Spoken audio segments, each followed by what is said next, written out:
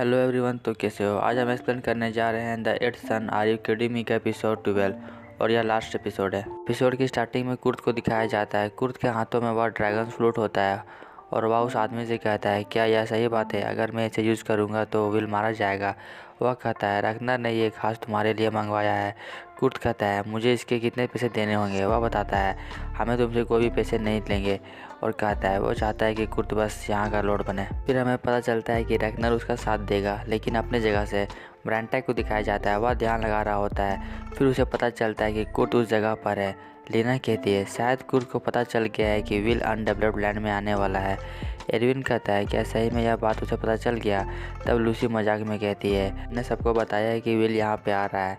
ब्रांटा बताता है, अगर वह यहाँ पे आ रहा है तो वह किसके साथ यहाँ पे आ रहा है, क्योंकि जो लोग उसके साथ थे सभी लोग उसे छोड़कर भाग गए। तब लूसी कहती है, शायद वह अपने साथ एक एसेसन को लाएगा। फिर विल यह बात क्लियर कर देता है कि कुर्द अकेला ही आ रहा है और उसका मतलब यह हुआ कि कुर्द ने विल को हराने का उपाय ढूंढ लिया है। विल कुर्द के पास आता है और कहता है, ब्रदर कुर्द, तुम यहाँ क्या कर रहे हो? कुर्द कहता है, अब ये ड्रामा बंद भी करो, क्योंकि मुझे पता चल गया है कि तुम्हारे सभी साथी यहीं पर है। फिर वे लोग बाहर आ जाते हैं। कुर्द विल से कहता है, एक समय था कि तुम बहुत अच्छे थे और तुमने ड्रैगन को भी हराया था। और बताता है अब वह यहाँ का लॉर्ड बनने वाला है, लेकिन वह 8वां सन है, पहला नहीं। फिर सभी लोग लड़ने के लिए तैयार हो जाते हैं। तब कुर्द वह ड्रैगन फ्रूट निकालता है और कहता है, अगर तुम आगे बढ़े तो मैं इसे बजा दूंगा। फ्लूट को देखकर हैरान हो जाता है और कहता है, आखिरकार तुम्हें यह फ्लूट कहाँ से मिला? कुर्द कहता है, मुझे यह जानकर खुशी हुई कि एक छोटे मोटे जादूगर को भी इसके बारे में पता है। तब ब्रांटा कहता है, मैंने इसे पहली बार देखा है। विल ब्रांटा से पूछता है, यह क्या है? ब्रांटा बताता है, यह ड्रैगन फ्रूट है और यह एक जादुई चीज़ है जो कि एंशिएंट गुफा से पाया गया है। फिर हमें पता चलता है कि जो भी आदमी इसे प्ले करेगा वह ड्रैगन को बुला सकता है। लीना कहती है, हमने तो पहले भी ड्रैगन को हरा चुके हैं। ब्रांटा बताता है, जो ड्रैगन यहाँ बुलाने वाला है वह कोई आम ड्रैगन नहीं है, वह सबसे खतरनाक और ताकतवर ड्रैगन है। तब कुर्द करता है, मुझे भरोसा है कि ड्रैगन स्लेयर यानी विल भी इतने सारे ड्रैगन्स को हरा नहीं पाएगा। और पागलों जैसा हंसने लगता है। एडविन कहता है, आखिरकार तुम किस बात पर हंस रहे हो? तुमने ऐसा किया तो खुद भी खतरे में पड़ सकते हो। तब कुर्द कहता है, तुम एक इडियट हो। और बताता है, क्या तुम्हें लगता है कि मैं कभी भी एक ऐसी जादुई वस्तु को उपयोग करूँगा जिससे उसके यूज़र को भी हमला हो सके? तब एलिस कहती है, अगर तुमने ऐसा किया तो यहाँ पर बहुत सारे ड्रैगन आ जाएंगे और लोगों को खतरा होगा। फिर कुर्द कहता है, उन सभी ने मेरे साथ धोखा किया है, इसलिए उन सभी को सज़ा मिलेगी। अगर तुम यह गलती करोगे तो तुम्हारी फैमिली भी मारी जाएगी। इस बात पर कुर्द कहता है, अगर एक बार मैं उस ड्रैगन को बुला लूँगा तो तुम्हारा सारा चीज़ मैं छीन लूँगा। वही बात है फैमिली का, तो अगर मैं तुम्हें हराऊँगा तो सारी लड़कियाँ मेरे पीछे आएगी और मैं उनसे एक नया बच्चा पैदा करूँगा। तो मूर्ख कहता है और आगे बढ़ता है। फिर कुर्द उसे धमकी देता है, अगर तुम आगे बढ़ोगे तो मैं यह बजा दूंगा। और विल वहीं रुक जाता है। यह देखकर कुर्द पागलों की तरह हंसने लगता है और विल को बताता है वह कितने दिनों से इस पल का इंतजार कर रहा था। और बताता है उसे विल का यह एटीट्यूड पसंद नहीं था, लेकिन वह अब एटीट्यूड को तोड़ सकता है। और विल की शक्ल देखने लायक थी। असल में देखा जाए तो कुर्द पूरा ही पागल हो गया था। वहीं ब्रांटा कुर्द पर अटैक करने का प्लानिंग करता है। कुर्द बताता है कि अगर अमाली और बाकी लोग मारे जाएंगे तो यह सब गलती विल की होगी। फिर ब्रांटा कुर्द पर हमला करता है, लेकिन वह बच जाता है। ड्रैगन फ्लूट उसे बचा लेता है। इसके बाद कुर्द कहता है, अब तुम मरोगे विल, और वह फ्लूट बजाने लगता है। वहाँ क्लाइमेट चेंज हो जाता है। कुर्द के आसपास स्पिरिट्स घूमने लगती है। विल उसे बचाने के लिए जाता है, लेकिन विल्मा उसे रोक लेती है और बताती है यह फीलिंग भी अच्छा नहीं है।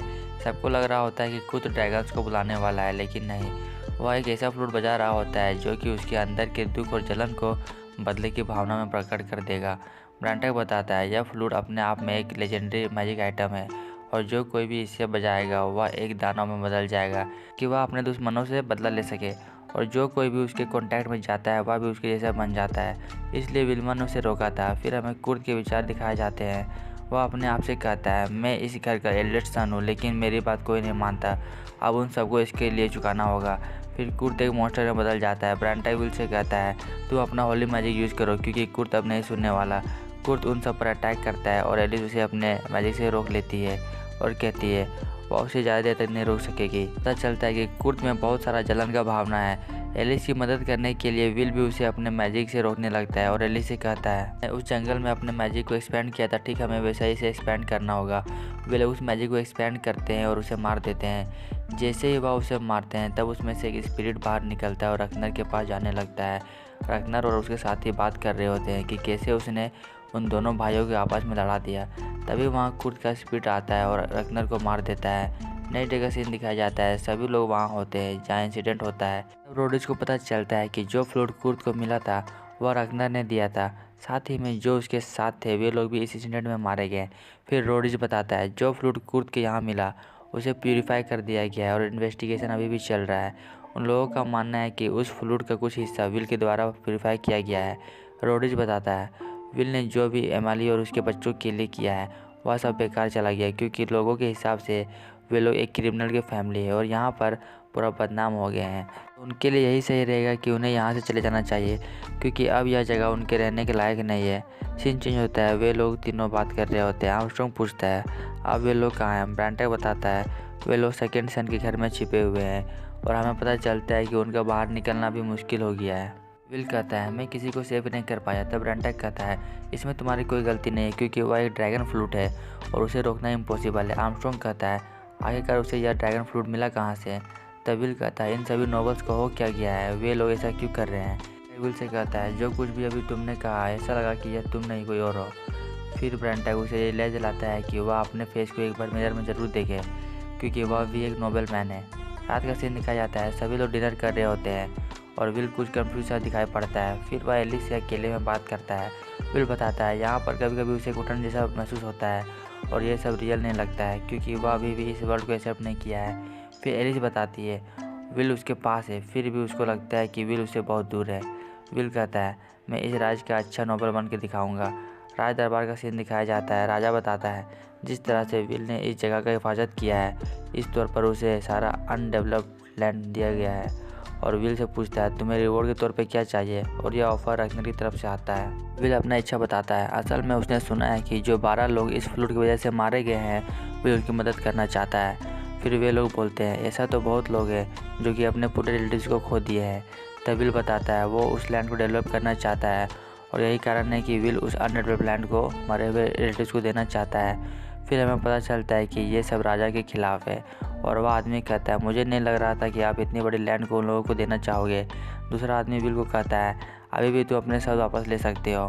फिर वह आदमी कहता है जो कुछ भी इसने कहा है अब उसे नकारा नहीं जा सकता, और कहता है विल को अनडेवलप्ड लैंड का कुछ हिस्सा मिलेगा, तो मैं चाहता हूँ कि जो बाकी लैंड है वह किसी और व्यक्ति को दिया जाए जो इससे ज़्यादा एक्सपीरियंस हो। फिर रगनर बताता है हमें इस लैंड को डेवलप करने में विल की ज़रूरत है। एडगर कहता है मेरे पास मार्क है जो कि इस लैंड को डेवलप करेगा। रगनर बताता है वह उसका रिश्तेदार है तो वह उसे नहीं ले सकता।